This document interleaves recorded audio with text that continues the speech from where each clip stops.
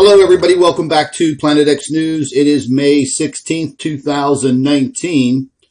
And folks, we are just about to get into this geomagnetic storm. You know, it's not going to be much to actually watch. We may see some auroras at high level altitudes up in Canada, possibly even down into the United States.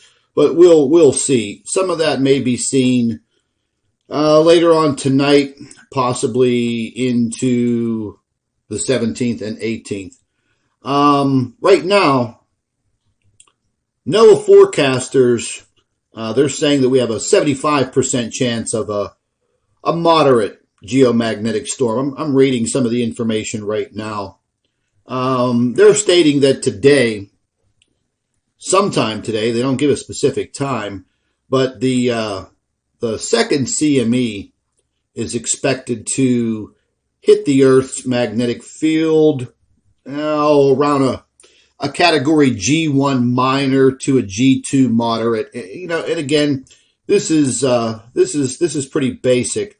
They're also stating that the auroras later on this evening may be seen in the states of Maine, Minnesota, the Dakotas, Montana, and also the state of Washington. So if you guys live in any of those states and you have a clear evening tonight, maybe go outside and check it out. Take your camera. You never know, you might get some good aurora shots.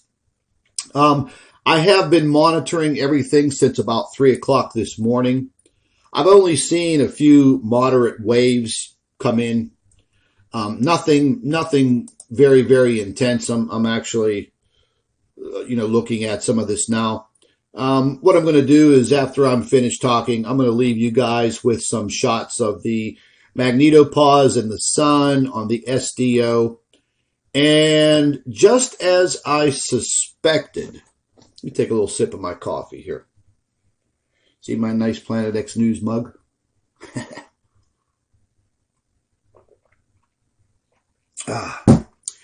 Just as I suspected, these sunspots, as they're turning towards the western side of the sun, towards the right as we view it on the Solar Dynamics Observatory, we're starting to see some activity. Now, we'll see if they regenerate.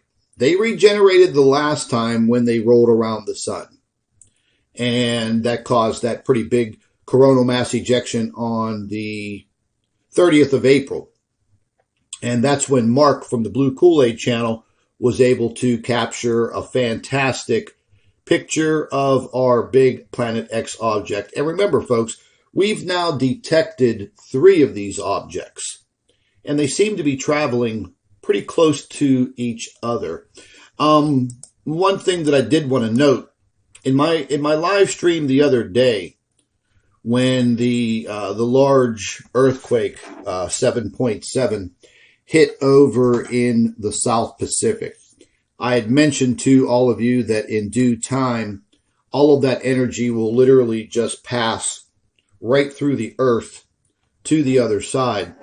And sure enough, starting yesterday, it did exactly that.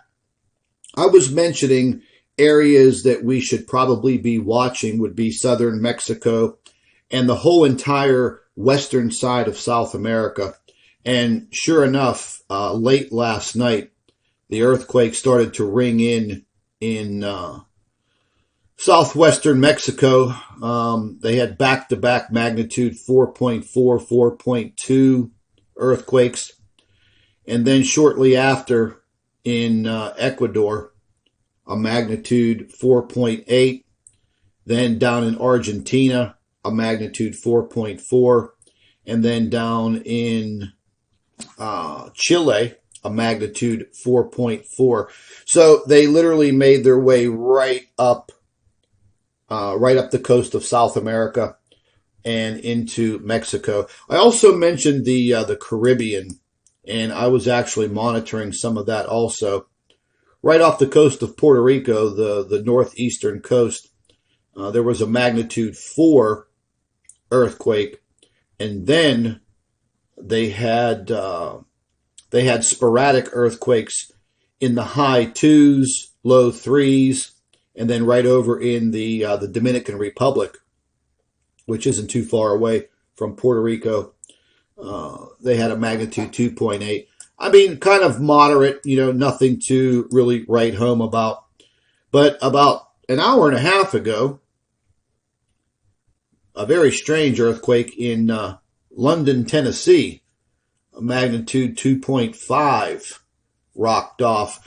And that's right along the border of eastern Tennessee, western North Carolina. There was also a lot of sporadic activity straight up and down the San Andreas Fault. But again, nothing major. But there was also a lot of earthquakes that were sparked in the state of Alaska again. I don't know how these people actually put up with that. I actually have to zoom in so close to actually start to separate the earthquake dots on the map. But I can't even begin to count. It looks like probably over the last 6 hours, probably at least, my God, 25, 30 earthquakes. Yeah, it's quite a bit. It's more than California. But other than that, it's actually been kind of quiet. It's been very quiet down in the South Pacific. About 4 hours ago, there was a 4.9 over in India. Another magnitude 5 in Papua New Guinea. They're kind of used to that. But yeah, I've been looking at just about every single model, every source of information. And we got hit by this first wave yesterday, and it seems to be that the first wave and the second wave from these two CMEs, they seem to be almost about the same size, about the same power in energy. I'm actually looking at it on this graph right now. Like I said, I'll include all of this, after I'm done flapping my gums over here. But the first wave came in on the 15th yesterday. I mean, right at midnight, and started to impact our magnetic field.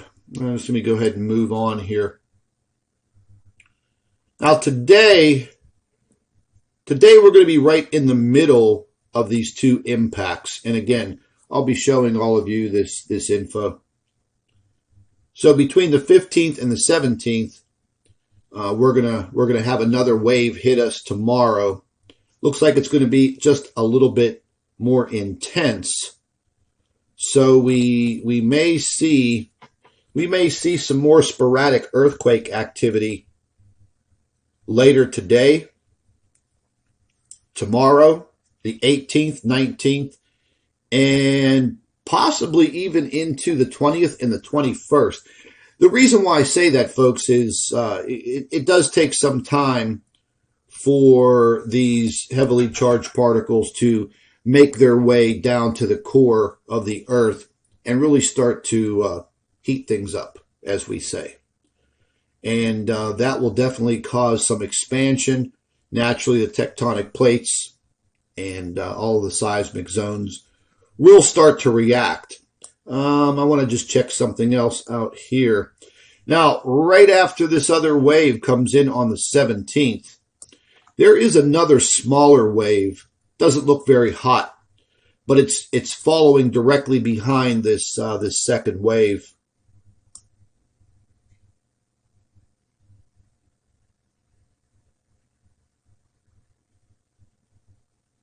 Yeah, the second wave will hit between the 16th, 17th. Third wave will hit directly on the 17th. It's kind of minor. But what's coming behind all of that, just about midday on the 18th, is a fourth wave of energy. This is not associated with a coronal mass ejection. This is a heavy stream of solar wind. And this is actually coming in between the 18th and 19th. Now, right now, this model is showing me that it's going to be a glancing blow, but this model does update, and that does change. Interesting. You know, folks, I mentioned yesterday that all of a sudden the mainstream media is now covering geostorm activity on the sun.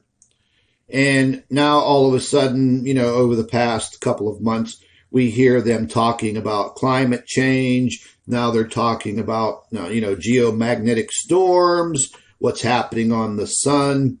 It seems that little by little, things are starting to come out. There are a lot of people that are talking about this specific subject. There are scientists that are actually, you know, starting to get some balls, and they're actually coming out there and they're talking about this. A lot of them are writing reports, abstracts, things of that nature, publishing them in these science journals. But we need some of them to actually step up and grow a set and join us in the exploration and uncovering what I feel is the biggest cover-up in world history. You know, people can say that aliens are the biggest cover-up, but we already know that they exist. We already know that the government has a few of them down in the basements, and they've been tinkering around with their spaceships for, what, since the 1940s, late 40s. But, yeah, mainstream media is really coming out now, and I found...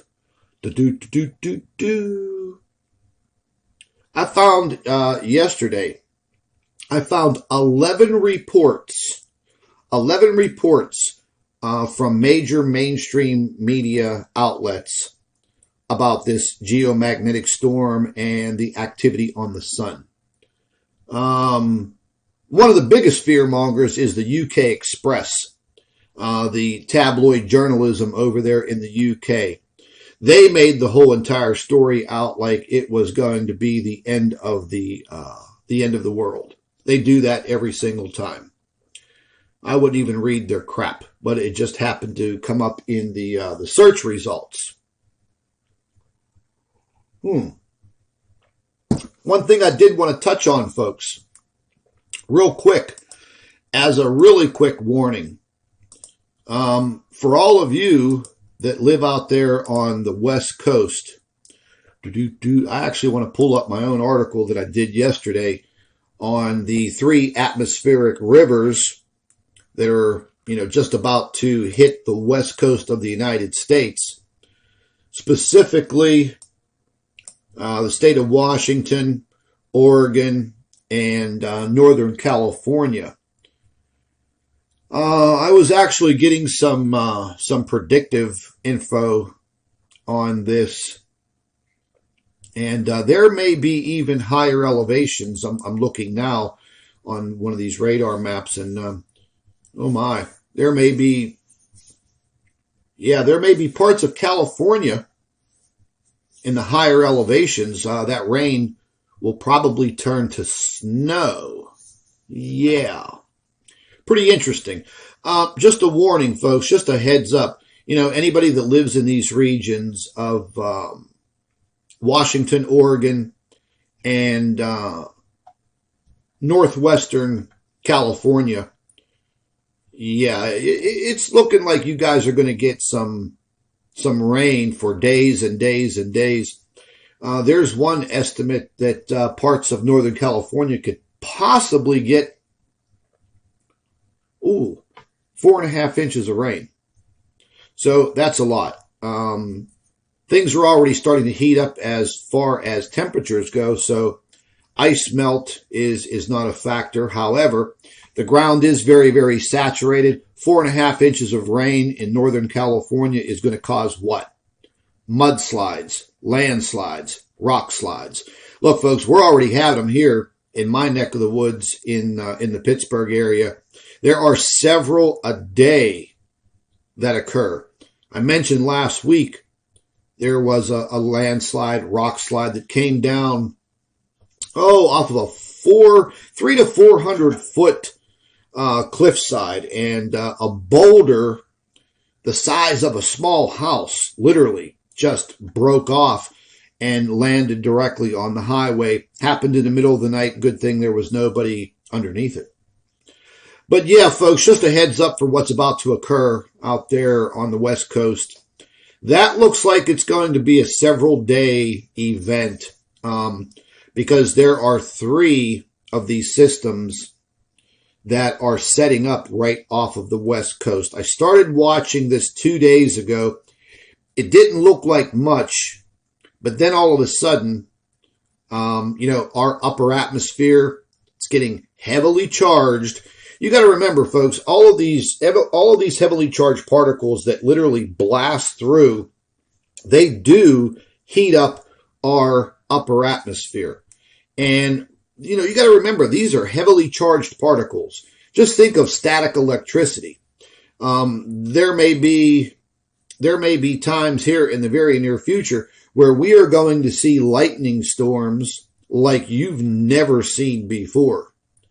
And these are going to be very, very dangerous. These lightning strikes can cause fires. Well, they can kill people also.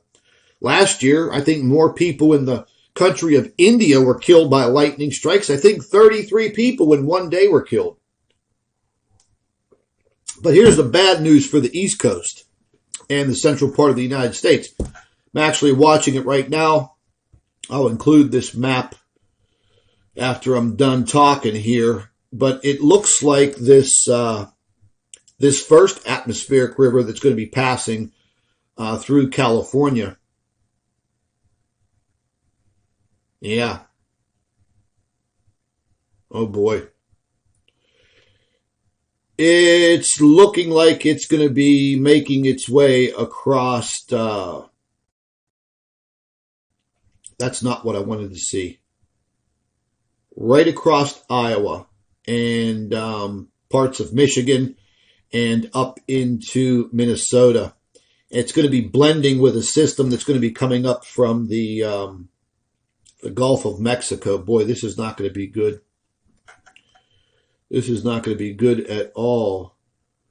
So, yeah, going into this weekend, there should be a lot of wild weather from one end of the United States to the other.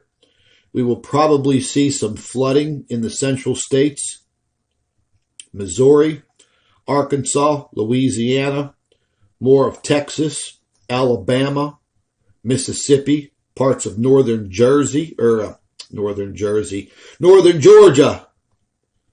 Yeah, the state of Indiana, state of Ohio, Illinois, Kentucky. Oh, damn. My city's in there too. Pittsburgh looks like it's going to get hit with some pretty heavy downpours coming in from both directions. Wow, that's wild. So we actually have 2 storm fronts that are going to converge together over top of me by the end of next week. One coming down from the north. Ooh, mine. One coming up from the south. Yeah. Time to get the umbrellas here in Pittsburgh by next week. So folks, I mean, this is something that we're going to be going through on and on and on. This is going to be becoming part of our lives each and every day. And I truly advise everybody that you should try your damnedest to learn about what is happening. And I've mentioned before, some of you guys may think that space weather is boring. You don't want to listen to it. I don't know, maybe you don't want to learn about it. But in the time to come, folks, you're going to have a lot of questions. You may not know where to go to get these answers or who to even believe. But I feel when you learn things on your own, you start to understand them a little bit better. and that fear factor kind of settles down a little bit.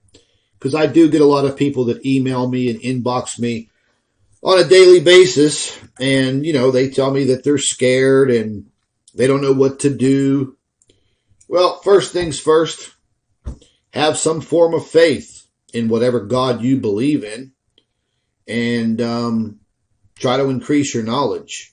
Try to increase your knowledge and your understanding on what is happening.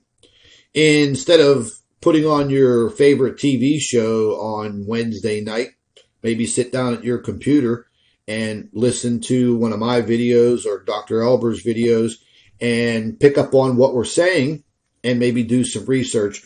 Over on the Planet X News website, I have a listing of all of my research links, and you guys can start utilizing those links, and you can start learning for yourself, and you can start seeing for yourself. And here's what I recommend. As you're learning this stuff, learn to make some videos, and you have a YouTube channel, publicize it, put it out there. And I think that's the best way that we could start to really, really create a network of people around the world. I mean, there already is, but this network needs to be bigger and bigger and bigger.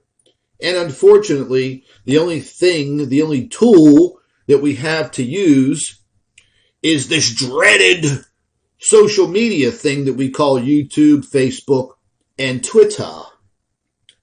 Who the hell ever thought of that name, Twitter? Obviously, some twit, but he's awful rich. So definitely looks like some wild weather coming our way here in the United States. There are still some heat waves ripping through India and parts of the Middle East. And folks, yeah, I know it's the Middle East. I know it's the desert. But 110, 115 degree temperatures in the middle of May. Yeah, that's a little out of the ordinary. And I wanted to mention also, real quick, just let me pull one more thing up.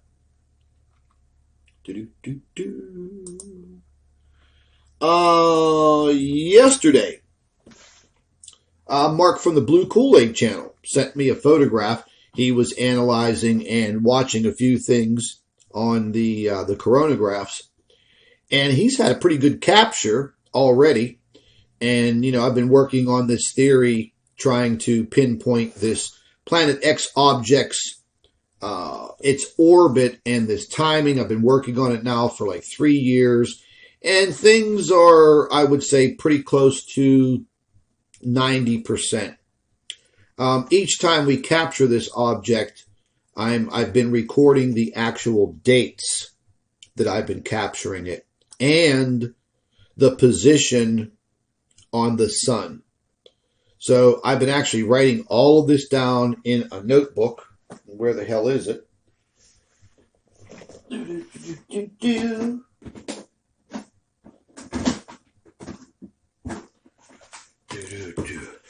And here it is, the dreaded red notebook. Yeah, this is like the Tesla notes. Yeah, whenever they come for me, they'll be looking for this notebook. Yeah.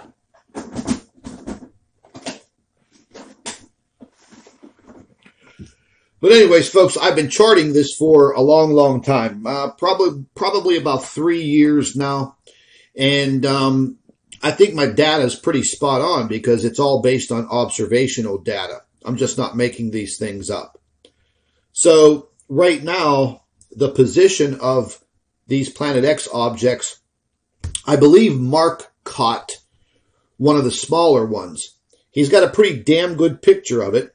I'm not going to show it to you. I'm going to give him the opportunity to show everybody on his YouTube channel first. And he'll probably make a video about that later on today sometime.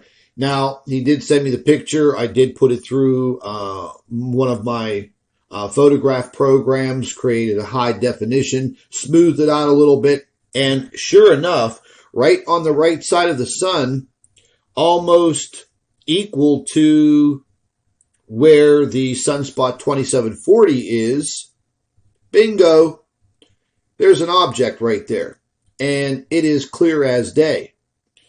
Now, because that object is right where it's at, there is a very, very high possibility, once again, that this sunspot 2740 is going to regenerate.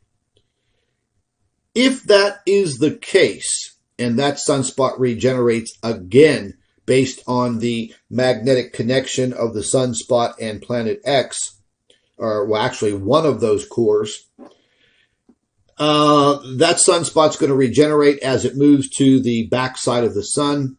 The first Planet X object is going to be coming up like this, up and around, and we may see another coronal mass ejection on the backside of the sun, just like we did on April 30th. Hopefully, if that does occur, we will be able to get more documentation, get another photographic capture of this object.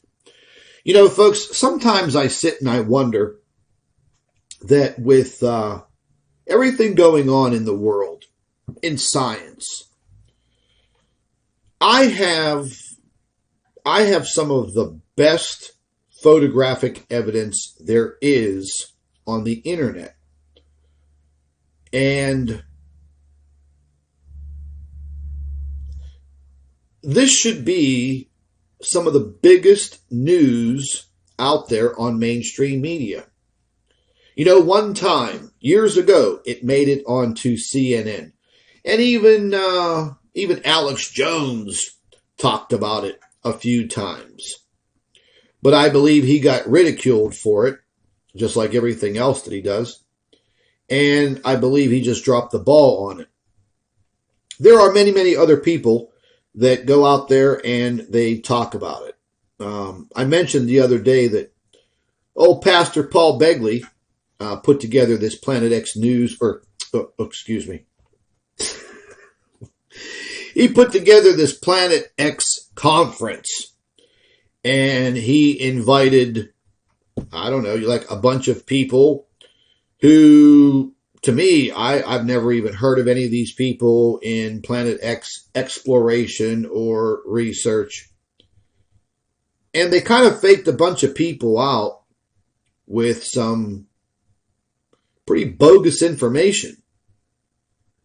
And they produced a CD, and now he's selling the CD, which was a recording of the conference. You know, I'm not tooting my own horn here, but I will anyways. You know, I've been doing this now for way more than 20 years. And I've studied everything that there is so I can educate myself and understand and put together theories. And after doing all of that and coming up with some of the best photographic captures of these objects, how could you not invite me and Dr. Albers to this Planet X conference? I'll tell you why. Because what we tell people is the absolute truth. It's not a make-believe story. It's not a make-believe Nibiru 3600 Nibiru cataclysmic event. That's probably why. Years ago in 2016 and 2017, I was constantly getting emails for different radio shows to do interviews, different YouTube channels to do interviews and reveal all of my information. But that all quickly came to an end, well, at the beginning of 2018, simply because revealing this information in its true form, meaning it's real, not showing fake lens flares and puffy clouds. I'm showing you the real deal. Well, that will put a big whoop X on your YouTube channel, you could guarantee that your YouTube channel will get de-throttled, just like mine. So now that the radio shows, they don't call anymore, they don't email me anymore, and just like I said, why would you not have two of the top Planet X researchers on this freaking planet? Why would you not have invited them to your so-called Planet X conference where you released a bunch of fake information? That's right, Pastor Paul. I'm calling the information that you put out there fake. I don't care if you're a man of God or you think you are. But the information that you are giving people is wrong and incorrect. And that goes for your buddy, Mike from around the world.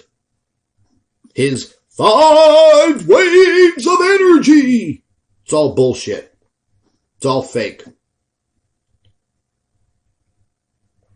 So many people have jumped on the bandwagon with the Planet X research because I guess, I don't know, maybe they want to be some kind of a superstar. They want to be some YouTube personality, some internet sensation. No, it won't get you there, folks. That's for sure. And it's not some big money-making scheme either. You know, I had a few assholes out there the other day that were, leaving some rude comments in the comment section under a few of my videos. And, it was based on, oh, look at all that money you're making off of selling t-shirts and books. Hey, listen, what I do is my business. It's none of your business. I started to develop the shirts, folks, over a year ago, simply because people were suggesting, hey, make some shirts on the chemtrails. We'll all buy them. Look, I have my green one on now. Chemtrails ban geoengineering. I wear these shirts everywhere. I am a walking billboard. And I thought the idea was pretty damn good. So that is why I developed the t-shirts. And I've had numerous people over the last year and a half ask me about my shirts. It creates a conversation, and I'm able to enlighten those people.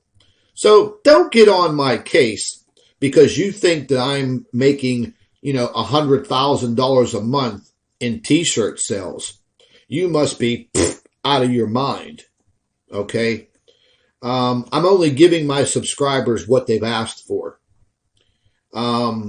Somebody also have to comment, oh, look at all of that money that you're making on book sales. Oh, you're profiting off of this. Look, retard, here's the deal, okay? The reason why we wrote the books is so people can have a tangible product in their hand. Do you understand? Let me define tangible. That means like an object that you can hold in your hand. See, you can't hold a YouTube video in your hand. The internet can get switched off at any point in time. So what are you going to do? Yeah, you're going to sit there without electricity. You're going to sit there without the internet and your cell phone. What are you going to do? See, at that point in time, you could be reading a Planet X book. And, Dr. Albers is an educator. She has spent more than half of her life educating people. And we felt that writing the books would give somebody a tangible product in their hand to read. And for all of you that make these stupid comments, maybe you can't read. Maybe you're just butthurt about that. Maybe you should have paid attention in 3rd grade before you dropped out in 4th grade. Anyhow, yeah, the royalties on book sales are not, they're not anything to write home about. Amazon pays very little, man. Oh my God. It's based on the different countries and their currency and the currency exchange. Hell, we sold one book. I forget what country it was. What the hell country it was? I forget what country it was, but the royalty was 82 cents. So put that in your smart-ass comment pipe and smoke it. 82 cents. Yeah, we're not paying no bills with that 82 cents. Now, we have all of our books available on Barnes & Noble, and their royalties are a little bit better. And we're actually going to see if we could organize some of these book tours like I wanted to do in the past. However, with all of the stupid death threats and stupid emails that people send me threatening my life and threatening Dr. Albers' lives, or our lives, I felt that at that time, there's a lot of crazy, goofy-ass people in this world. I could not...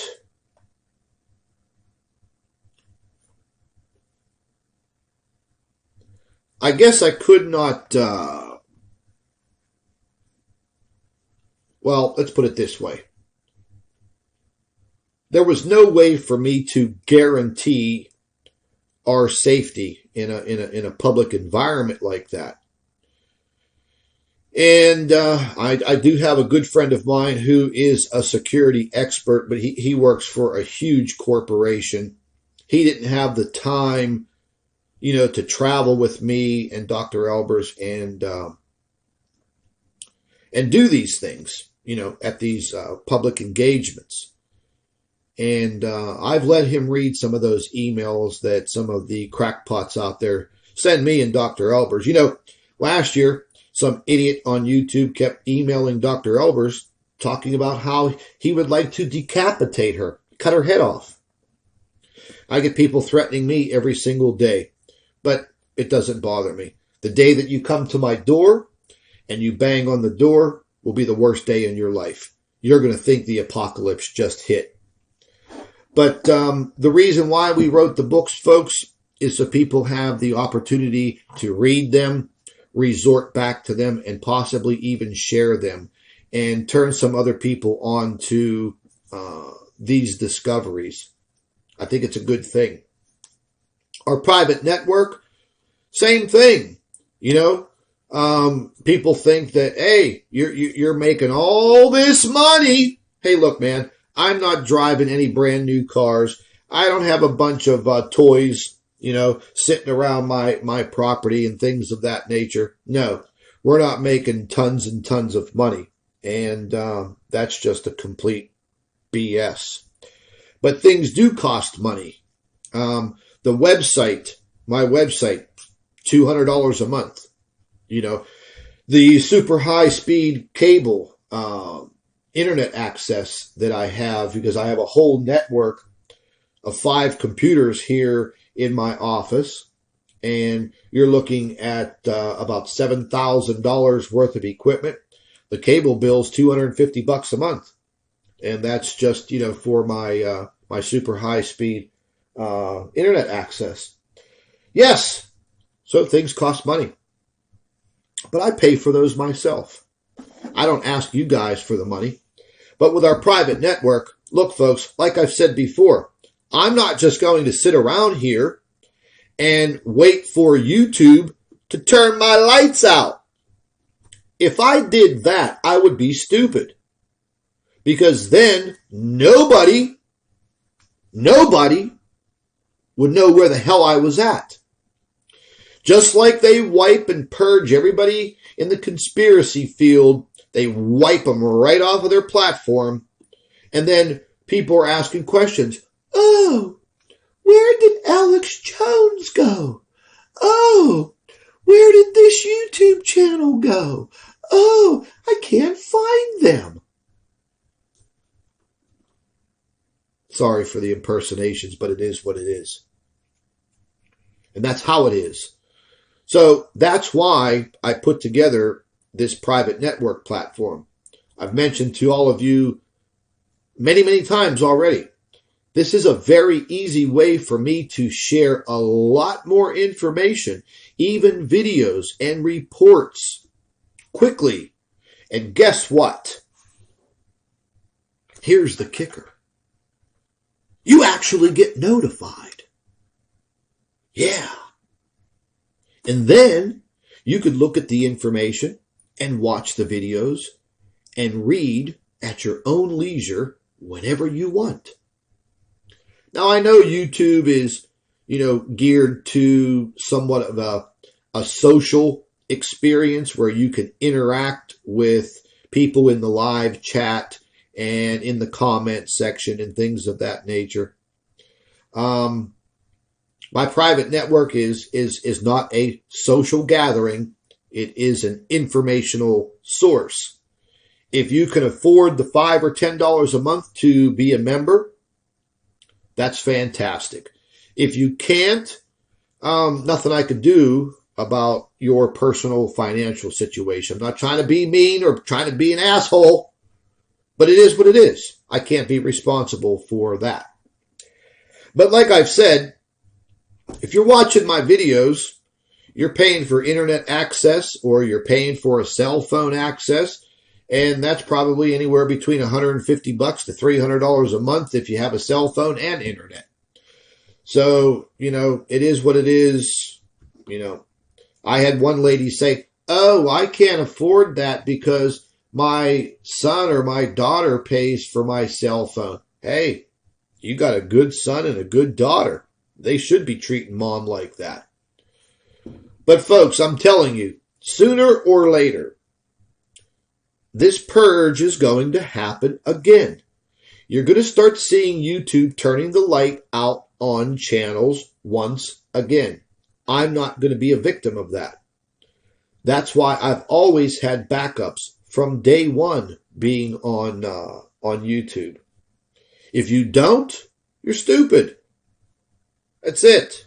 Sorry, folks, my camera just shut off abruptly. But what I was saying is, I'm not going to be a victim of YouTube and them, turning the lights out on me like they've done to many, many other people. Touching on another subject, I have a little message there for Chrissy Twatter. He's turned into a notorious troll baby. And, he claims that, people like me, we can't go out and get a job. Well, here's the thing there, Mr. Twatter. I don't need a job. Like I've said before, I write my own paycheck. I have my own business. And that's all that counts. So you just keep playing with your little bunny rabbit in the bathtub. And me, I'll keep doing what I'm doing. So why don't you just mind your own business, crawl back under that little rock that you crawled out from underneath. Keep on making your videos, because nobody's watching them but you, boo. Sorry, my camera went off. But anyways, as I was saying, folks, I don't need a job simply because I write my own paycheck. I have my own business. And I also do business consulting. And I also do website development. So I write my own paycheck. Period. I don't ask for people to, donate money to our organization so I could fix my damn car. But anyhow, anyway, listen, folks, I'm going to go ahead and stop blabbing away here. Some of you, left comments in the comment section of my last video. And they're like, "Oh, Scott, we like seeing your face. Oh, you look totally different than what's your voice." Blah, blah, blah. I'm like, okay, how am I supposed to look? Anyway, I had my days in front of the camera, but that was a long, long time ago. Used to do some commercials a long time ago when I was much, much younger and in the advertising industry. But those days are over, And somebody said, "Oh, you don't look like you're taking care of yourself. You look sickly and overweight." Listen, I'm not overweight. I weigh 200 pounds. I'm 5'9". I mean, what? Because I got dark circles under my eyes? I've had these all my life from sinus issues. But I'm still healthy. Do I look like I'm fat? Do I have man boobs? I'm in pretty damn good shape. Now, I can't run a freaking marathon. That's for damn sure. If you want to see me have a cardiac arrest, enter me into a 5K. You'll see me drop dead. That may make some people happy.